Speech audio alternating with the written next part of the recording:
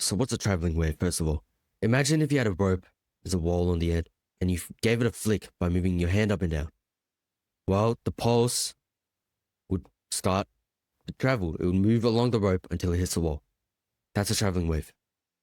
Imagine a simple wave with a single frequency. At t equals 0, the wave is in its default position, and our wave looks like that. At t equals 0, the wave just sitting there.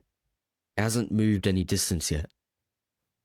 The equation to represent is y equals a sine 2 pi over wavelength x. What do these quantities mean? A is the amplitude, so the maximum height, the peaks and the lows. This symbol is the wavelength, which is the distance between the peaks. X is simply its position along the x-axis, and y is the height at each point. There's a few ways to represent waves in math, but this is the equation when it comes to oscillations and waves. And every single wavelength amount of units along the line, it repeats itself.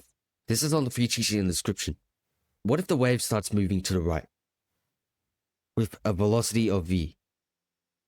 After a time t, the whole shape has shifted forward. So let's draw that.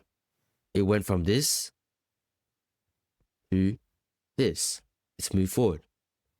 We can find the distance it moved forward because distance is speed times time. So, after time t, moving at velocity v, that's how far I travel. That means every crest has moved forward by vt. And every point still has the same shape, but it's moved forward as well by vt. Just the whole thing has translated forward by vt. So the shape must stay consistent. That means the x position, we have to subtract vt from it now, giving our new formula as y equals a sine 2 pi over wavelength, the same thing, but instead of x, it's x minus vt. If your wave traveled to the left instead of the right, you will do the same thing, like y equals a sine 2 pi wavelength x plus vt. Think of it like a conveyor belt. It's the same pattern, but it's just moving.